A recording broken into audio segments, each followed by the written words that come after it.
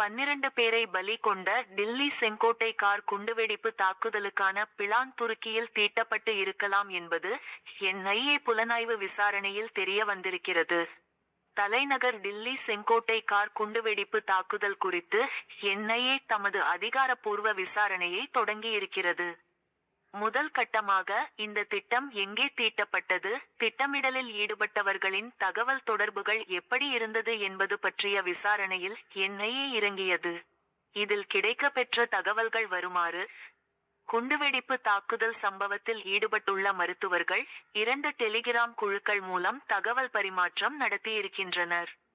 இந்த தகவல் தொடர்புதான் அவர்களின் திட்டமிடலில் முக்கிய புள்ளியாக இருந்துள்ளது.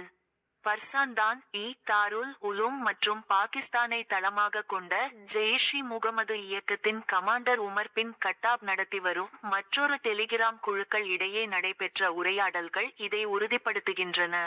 இந்த 2 டெலிகிராம் குழுக்களில் ஏதேனும் ஒரு குழு மூலம் பயங்கரவாதி டாக்டர் உமர் நபி சோபியானைச் சேர்ந்த இமான் இர்பான் அகமது வாஹா ஆகிய இருவரும் தகவல்களை பரிமாறி இருக்கின்றனர்.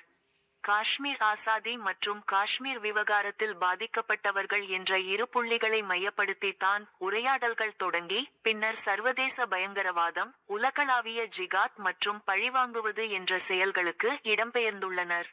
இந்த டெலிகிராம் குழுக்கள் மூலம் உரையாடிய பயங்கரவாதிகள் வெளிநாடுகளுக்கு பயணம் மேற்கொண்டு இருக்கின்றனர்.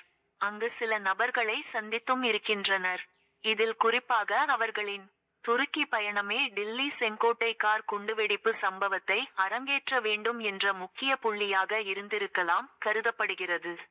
துருக்கி பயணத்தை முடித்துக்கொண்டு இந்தியா திரும்பிய பின்னரே இந்த குழுவினர் தங்களின் பயங்கரவாத நெட்வொர்க்கை விரிவுபடுத்தி உள்ளனர். டாக்டர் முசாம்மில் பரிதாபாத்தில் உள்ள அல்பலா மருத்துவக் கல்லூரியில் சேர்ந்துள்ளான். மற்றொரு டாக்டர் அடில் சஹாரன்பூரில் பணியமர்த்தப்பட்டான். மற்ற பயங்கரவாதிகள் ஆட்களைச் சேர்த்தல், பயங்கரவாத சம்பவங்களுக்கு தேவையான தளவாடங்களை வெவ்வேறு மாநிலங்களுக்கு கொண்டு செல்ல ஏற்பாடுகளை செய்ய தொடங்கி உள்ளனர். இந்த செயல்களில் ஈடுபட்ட அனைவரையும் NIA குழுவினர் அடையாளம் கண்டுள்ளனர். டில்லி குண்டுவெடிப்பை அரங்கேற்றியதாக சந்தேகிக்கப்படும் டாக்டர்கள் உமர், முசாமில், ஷாஹீன் ஆகியோருடன் சேர்ந்து 5 முதல் 6 மருத்துவர்கள் உள்பட 9 முதல் 10 பேர் கொண்ட பயங்கரவாத நெட்வொர்க்கின் ஒரு பகுதியாக இருந்துள்ளனர். இந்த 3 பேரும் தங்கள் தொழிலான டாக்டர் என்ற அடையாளத்தை கொண்டு வெடிபொருட்களை வாங்கி ஒன்று சேர்த்துள்ளனர். இவ்வாறு NIA விசாரணையில் புதிய தகவல்கள் கிடைக்கப்பெற்று இருக்கின்றன.